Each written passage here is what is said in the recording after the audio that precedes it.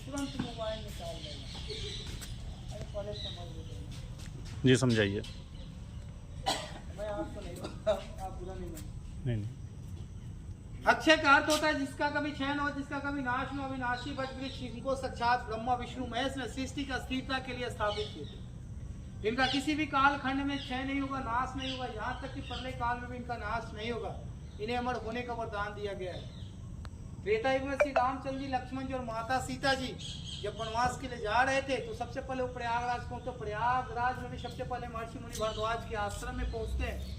प्रभु श्री रामचंद्र जी उनसे आग्रह करते हैं, निवेदन करते हैं और कहते हैं कि गुरुवर एक उत्तम और योग्य स्थान बताए जहाँ पे कुछ समय के लिए विश्राम, पूजा पाठ और भगवान की आराधना की जा सके।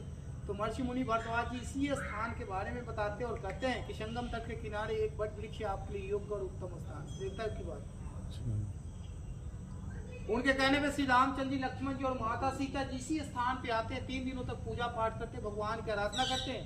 फिर इनके दूध से जटा बनाकर आगे की यात्रा प्रस्थान कर जाते और चित्रकूट पहुंच जाते। चित्रकूट में लगभग 11.5 साल का अवधि बिताते। उसके बाद वो पंचवटी चले जाते हैं। पंचवटी में माता सीता का हरण रावण के द्वारा हो जाता है और रावण का वध प्रभु श्री रामचंद्र जी के हाथों का इसी के साथ वनवास पूर्ण हो जाती है। जैसे वनवास पूर्ण हो जाती है तो माता सीता प्रभु श्री रामचंद्र जी से आग्रह करती, निवेदन करती और कहती हैं कि प्रभु, जहाँ से हम अपनी वनवास की यात्रा की शुरुआत किए थे उस स्थान पे हमें दोबारा चलना चाहिए।